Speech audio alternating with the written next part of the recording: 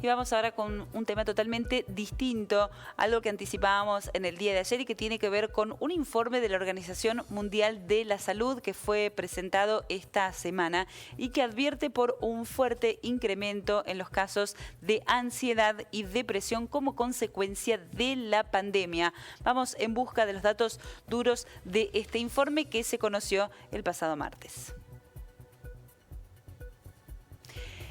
Y lo decíamos, efecto de la pandemia, advierten por la prevalencia mundial de ansiedad y depresión que aumentó en un 25% según la Organización Mundial de la Salud. Las causas de este aumento están relacionadas con el estrés sin precedentes causado por el aislamiento social, la soledad, el miedo a la infección, el sufrimiento por la muerte de uno mismo y de los seres queridos y también las preocupaciones financieras. La Organización Mundial de la Salud advierte que esta es una llamada de atención a todos los países para que presten más atención a la salud mental y hagan un mejor trabajo para apoyar la salud de sus poblaciones.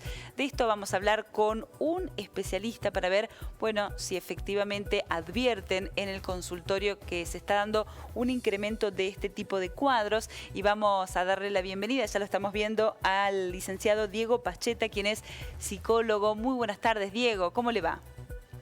Muy buenas tardes, Marina. Saludos para todos. Bueno, muchísimas gracias por el contacto, por la predisposición.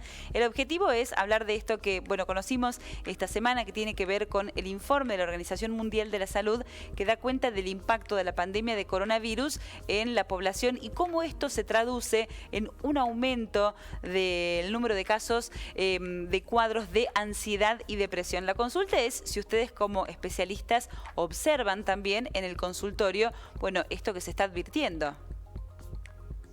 Lo primero me gustaría hacer una salvedad. No soy especialista en lo que es salud pública. Soy licenciado en psicología, pero no tengo especialidad ni me dedico específicamente al tema de la salud pública. Con respecto a lo que me preguntabas, sí hubo un aumento. Es difícil también medir, ¿no? Porque no hay criterios únicos para establecer qué ansiedad, qué depresión, en los distintos lugares y en los distintos tiempos. Sí podríamos decir que a partir de la pandemia, esto es una hipótesis mía, la pandemia sí, gatilló un fuerte aumento de la ansiedad, la pandemia, y lo que fue el confinamiento, la cuarentena, sí me parece que propició lo que tiene que ver más con la depresión, ¿no? Entiendo que la cuarentena aumentó la ansiedad, dicho un poco globalmente así, por la proximidad a la muerte, ¿no? Apareció un virus en las fines del 2019, comienzo del 2020, un virus nuevo, no se lo conoce, eso en la población en general acercó la idea de la muerte, ¿no? Ahí hubo una primera respuesta. Y después, aparecen las diferencias con respecto a cómo en cada lugar se tramitó el confinamiento, la cuarentena y, las características propias de cada país o región, ¿no? Claramente. Así que yo haría esa primera división, ¿no? Bien, consultarte, Diego, es una situación que evidentemente se registró en el contexto de una cuarentena más estricta, más dura. La pandemia no se ha superado, pero el escenario es totalmente distinto respecto de hace un año o 2 años atrás. Consultarte si todavía o este es el momento en el que se hacen visibles esos cuadros de ansiedad y depresión. ¿Se estarían observando aquí en este escenario? Los indicadores fuertes aparecieron en un primer momento. Hoy en día, ya después, casi 2 años y medio después de este fenómeno mundial, y ya con una buena parte de la población vacunada, me armó como tema de las sesiones, ¿no? De los pacientes. Pero hubo gente que estuvo afectada por el virus, por la pérdida de algún que otro familiar o persona cercana, y en esos primeros momentos en los que no se podía acompañar a estas personas, no se podía hacer velatorios, entierros, eso trajo alguna serie de consecuencias, ¿no? En lo global. Claramente. Sí, disculpa. Adelante. Y bueno, con respecto al tema de la cuarentena, de la cuarentena, del confinamiento, un poco que ya ha pasado, digamos. Pero sí hubo gente que quedó afectada y también hay que decirlo, hubo otras personas que se sintieron mucho mejor a partir de la cuarentena y esto de estar aislados, de no tener ciertos vínculos, la verdad que lo hizo sentir muy bien a ciertas personas, ¿no? Claro, es la otra arista de la misma cuestión. Consultarte, sabemos que se trata de fenómenos que son complejos, pero ¿cuáles son los indicadores o los factores que deberíamos atender para estar hablando, ¿no?, de un posible cuadro de ansiedad o depresión?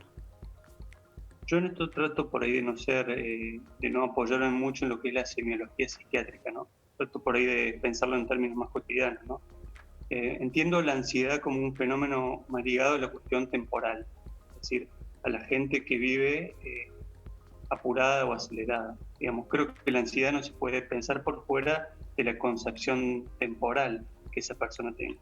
Más si uno le preguntase a la gente, a cualquier persona con la que uno se cruza, bueno, ¿la vida es larga o es corta? Y el 99% de las personas va a contestar que es corta. Y al ser corta es porque hay menos tiempo, y como hay menos tiempo hay que hacer más cosas en menos tiempo. Entonces quien ya se ubique bajo esas coordenadas, está todo dado como para que padezca ansiedad. Y con respecto a la depresión, lo pensaría más del lado de la pérdida del sentido, del significado, del valor de la vida, ¿no? De las existencias que se dan en la vida de cada uno, ¿no? La ausencia de proyectos, la famosa generación Ni, los chicos que ni trabajan y ni estudian, es porque no se les habilitó un futuro, no quedó habilitado el futuro. Entonces yo pensaría la depresión en función al futuro y la ansiedad en función al tiempo. Esas serían como las dos características, los dos ejes sobre los cuales yo propongo hacer la primera aproximación. Bueno, consultar por último para quienes nos están viendo, las cuestiones de la ansiedad y la depresión, ¿son cuestiones temporarias, pasajeras o son cuadros que se pueden agravar con el tiempo y si es necesario consultar a un especialista o entender que cada uno tiene sus herramientas para poder superar estas instancias? ¿Qué recomiendan ustedes? Bueno, el abanico es muy amplio, hay ansiedades muy específicas, después hay ansiedades más generalizadas que inundan, digamos, todos los sectores o las áreas vitales de esas personas que nos consultan. Y la depresión lo mismo, ¿no? Hay depresiones más específicas y otras que perduran mucho en el tiempo. Sí se recomienda la consulta al especialista, a mi criterio, en algunos casos quizás sean conveniente la consulta más de un especialista, quizá haga falta la consulta al médico psiquiatra, por supuesto al psicólogo, o cualquier profesional de la salud, siempre es bienvenida. Y bueno, además está decir que los psicólogos estamos formados para tramitar este tipo de padecimientos en la gente, ¿no? Claramente. Y hay oferta de profesionales, ¿no? Claramente. Diego Pacheta, muchísimas gracias por el contacto, por referenciar con nosotros este informe de la Organización Mundial de la Salud. Ha sido muy amable con Telediario Federal. De nada, saludos para ustedes. Un abrazo.